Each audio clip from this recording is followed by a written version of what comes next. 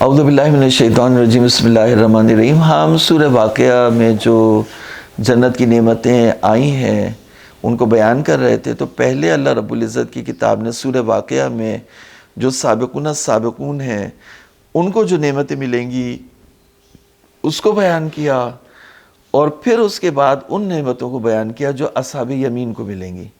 تو کہا کہ اصحاب یمین تمہیں کیا پتہ کہ اصحاب یمین کون ہیں، اور کہا کہ یہ جو ہے وہ فی صدر مخضود، یعنی ان کی یہ جو ہے وہ ایسے بیری کے درخت کے نیچے ہوں گے جس میں کانٹے نہیں ہوتے۔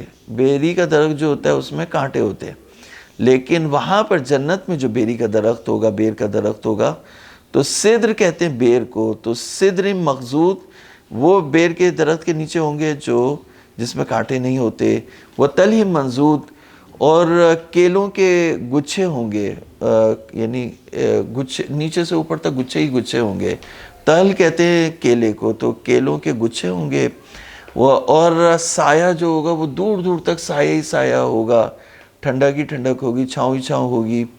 وہ مائی مسکوب، اور پانی جو ہے وہ بہہ رہا ہوگا، بہتے ہوئے پانی ہوں گے۔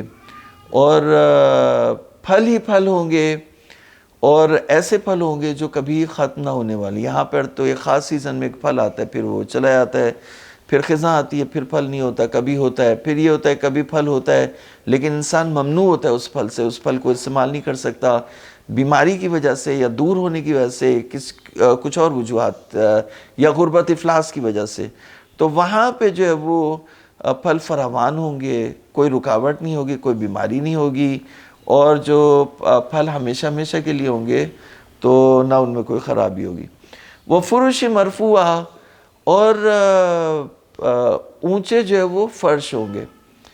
فرش ہے وہ فرش کی جمع ہے، اور کیونکہ ایک معنی یہ کہا گیا کہ جو لڑکیاں ہوں گی ان کے لیے وہ اونچے قد کی ہوں گی، اونچی ہوں گی، یعنی کمالات کے لحاظ سے، حسن کے لحاظ سے، کیونکہ جو لڑکی کا قد اگر پست ہو، نیچے ہو، تو وہ اس کا نقص ہے، تو وہاں جو مطلب اٹھی ہوئی ہوں گی، تو قد کے لحاظ سے بھی، حسن و جمال کے لحاظ سے بھی، کمالات کے لحاظ سے بھی۔ تو فرش، فروش جمع فرش کی، فرش ہے وہ جیسے کہا جناب رسول خدا صلی اللہ علیہ وآلہ وسلم نے فرمایا کہ الولد للفراش وللآہر الحجر، یعنی اگر بچے کے اوپر جھگڑا ہو جائے اور ایک شخص کہے کہ میرا ہے، دوسرا کہے میرا ہے، تو جو صاحب فراش ہے، یعنی جو عورت کا شوہر ہے، بچہ اس سے ملحق ہوگا، اور جو زانی ہے اگر اس نے زنا کیا ہے، نعوذ باللہ من ذالک، تو اس کے لیے پتھر ہے۔ تو فراش کا لفظ حدیث میں استعمال ہوا بیوی کے لیے، تو فرش جو ہے وہ کنایا ہوتا ہے بیوی سے۔ تو جو یہاں پر جو مقربین ہیں ان کے لیے حور کا لفظ استعمال ہوا، اور اصحاب یمین کے لیے حور کا لفظ استعمال نہیں ہوا، بلکہ اصحاب یمین کے لیے استعمال ہوا فرش مرفوعہ، یعنی جو ایسی عورتیں ہوں گی جو یعنی ہر لحاظ سے کمالات ان میں زیادہ ہوں گے، اٹھی ہوئی ہوں گی۔ اِنَّا أَنشَأْنَاهُنَّ إِنشَاءً فَجَعَلْنَاهُنَّ أَبْكَارًا عُرُبًا أَتْرَابًا لِأَصْحَابِ الْيَمِينِ ثُلَّةٌ مِّنَ الْأَوَّلِينَ وَثُلَّةٌ مِّنَ الْآخِرِينَ۔ ہم نے انہیں پیدا کیا، جیسے مثال کے طور پر ایک مچھلی جو ہے وہ سمندر میں اس کی گروتھ ہوتی ہے اور وہ سمندر سے پکڑی جاتی ہے، اور ایک مچھلی جو ہوتی ہے فارم کی ہوتی ہے، اس کو جو افزائش گروتھ دی جاتی ہے، خاص کر الگ سے جو ہے وہ اس کو بیج ڈال دیے جاتے ہیں خاص جگہ، اور خاص طریقے سے، خاص ڈائٹ میں، خاص آب و ہوا میں اس کی پرورش ہوتی ہے۔